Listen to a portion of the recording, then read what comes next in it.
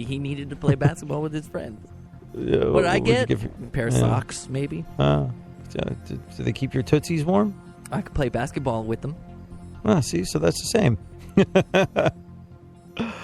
I remember for his birthday, my mom used to get my dad nothing. Go on. At Kanye West's birthday party, Justin Bieber sank an under-the-leg layup. An under-the-leg layup? That's when you throw the ball between your legs from behind. And, well, seems difficult, but you got to bear in mind it's Justin Bieber. And an under-the-leg layup, significantly easier when there's nothing to get in the way. He's a little girl.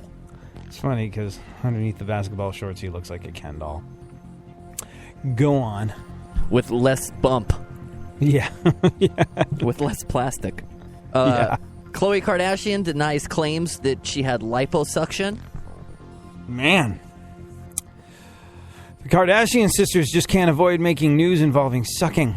Khloe Kardashian. It is weird, though. Something happened because she looked like a Yeti to begin with. Like this humpbacked, unattractive creature.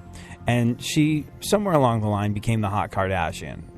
And whoever's responsible for it, whatever plastic surgeon, I wonder if Bruce Jenner used the same plastic surgeons that the Kardashian family uses. I wonder if Bruce Jenner, when becoming Caitlyn Jenner, employed the same team of plastic surgeons. Because I have to admit, Khloe Kardashian, whoever did that, that's good work, and I'll tell you why.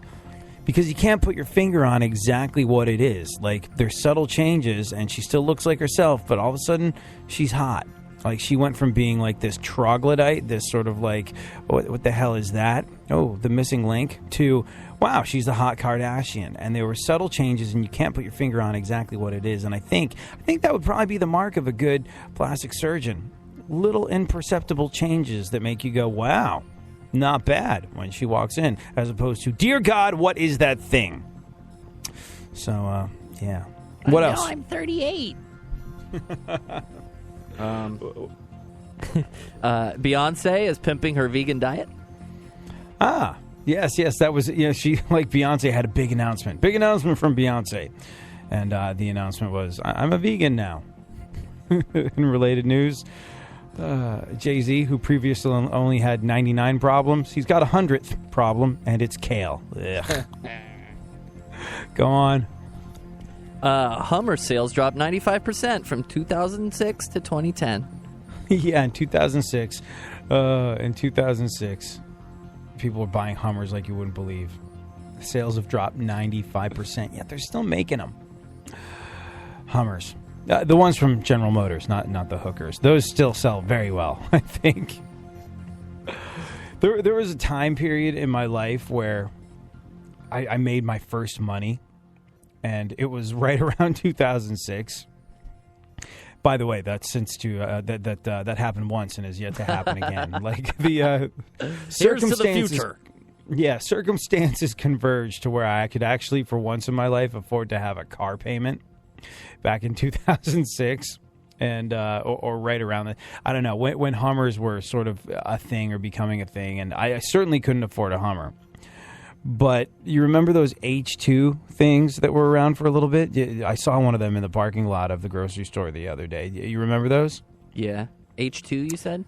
Yeah, the Hummer 2, like the I don't know, but I almost bought one of them, and just because I thought they were cool. And I grew up taking subways and stuff like that. The Tube in London, subways in New York City. So I really didn't get that a car says something about you. And almost wound up buying an apartment H2, on wheels, which is the most sizzling D-bag car on the face of the planet. It's sort of like, it became known as this car where, and to me, I was just like, hey, it's kind of cool. And it's not as big and unwieldy as a Hummer. It's sort of nifty looking. That's as much thought as I put into it, but I wanted to get sort of like a nicer car because I'd never really had a car up till that point. It had just been subways and then these pieces of crap that I drove around because I was like, I guess I need a car now. Okay, well, this goes. And I'm so glad that I didn't, because at the time I don't think anyone made the connection, but almost like immediately afterwards. People like, oh yeah, the H2. That's a Hummer for people that, have the small penis that Hummer drivers have, but can't afford a real Hummer. Like, it was just like everything. An H2 started to say absolutely everything reprehensible about you that there could be said. It's like you didn't even have to open your mouth. You just pulled up in one of those, and people were like, oh, they're a terrible person. So I'm glad I dodged that bullet. You bought a Kia instead? What did I buy instead? Toyota Tercel? No, you know what? I Ford Focus? I bought this like Lexus SUV. Oh. And what I didn't realize about it was just so comfortable. It was like driving your couch. And what I didn't realize about it was that is a soccer mom car. So it was me and like lots of 60-year-old white gas. ladies Give me on your the road arm. with it. But so like the thing is, it was kind of a nicer car, and I got it used, and like the car payment wasn't that much, and it was still, for me, a huge leap from what I'd been driving in the past. I still drive that car to this day because I was like, it's an expensive car and I'll drive it till it goes into the ground. It drives like the day I bought it, but it has a tape deck in it because it's like from 2002. It's older than other people that have their driving permits right now. You so laughably call music. That's not what the word music means. That's not how you use it. You gave it a shot. You tried your best. Your best just sucked without enough. So hang it up. Just give it up. It's time somebody lets you know that you will never be good enough. You will never be. Heart Radio puts the spotlight on Steely Dan. Walter Becker and Donald Fagen met in 1967 at Bard College in New York when Fagen heard Becker playing guitar and asked if he wanted to be in a band. The pair soon began playing in local groups together, including the Leather Canary, which included future SNL cast member Chevy Chase on drums. After Fagen graduated in 1969, the two moved to Brooklyn and got their first professional gig working on the soundtrack to the Richard Pryor film, You've Got to Walk It Like You Talk It or You'll Lose That Beat. They also wrote Barbra Streisand's 1971 song, I Mean to Shine. In 1972, Becker and Fagen moved to L.A. to become songwriters and joined with guitarist Denny Diaz and Jeff Skunk Baxter, drummer Jim Hodder, and singer David Palmer to form Steely Dan, taking the name from the book Naked Lunch. Their debut album, Can't Buy a Thrill, was released in 1972, spawning hit singles Reelin' in the Years and Do It Again. Yeah, you go back, Jack, do it again. All things Steely Dan, info, music, and more are on iHeartRadio, keyword Steely Dan. iHeartRadio goes one-on-one with Mike Rutherford to talk about why he felt the documentary Genesis, Some of the Parts, was worthy of production. People forget from that one band, school band, you had the Gabriel career, the Collins, the Mechanics career, and then you put songs together. This is the key. You see a list of songs and you kind of go, In the Air Tonight, Invisible Touch, Living Years, Biko, and you kind of go, that's a great combination of songwriting. And so in a way, this documentary tries to sort of cement that a little bit. Because I meet people still these days who say to me, you mean you're the Mike and the Mechanics? They don't tie it in all the time. So in a way, this documentary, I think, helps do that. Keep listening to iHeartRadio for more Mike Rutherford and all your favorite artists. Delivering fascinating subjects, interesting talk, and boobs and fart jokes. AD on iHeartRadio. Yeah. Let's go. Talking that mess, better act like you know. Oh, let's go tonight. Walk away, punk, yeah, bitch. That's right, I know this. You're nothing but a punk, bitch.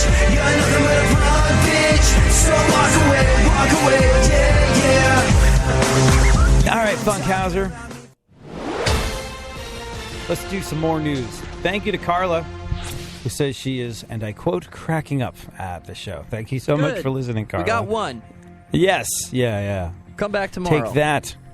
Take that, program directors everywhere who say no one listens. We have one, and her name is Carla. Yay. Us. What else is going on in the world, please? According to new research, owning cats as a child can put you at risk for bipolar disorder and schizophrenia. Really? Meow. Really? Wow, that's crazy. Owning cats as an adult can put you at risk for being unmarried, lonely, and having sore hands from knitting lots and lots of sweaters. Sorry, Mittens. What else? And smelling like pee all the time. Right. A woman will rowboat from Japan to California. Yeah. That's, wow. That's far. That's far. It's got to be tremendously dangerous. I wonder, how long does it... Oh, apparently it's going to take her months. Wow, months at sea in a rowboat. I would imagine that her month-long journey or her months-long journey in total isolation is expected to set some kind of record. Possibly a record for world's happiest husband sitting at home. I don't know. But that's impressive stuff. Nevertheless, what else? Walmart will begin using robots as baggers. I saw that. Yeah, that's a little, again, very Skynet of them. Robot baggers at Walmart. Paper or plastic. I think it's just like, that's going to go badly wrong, and one of those things is going to rip some Walmart customer's arm off at some Somebody's going to get bagged. Yeah. Oh, God. Is this really a good idea? Yes or no, Funkhauser? Walmart?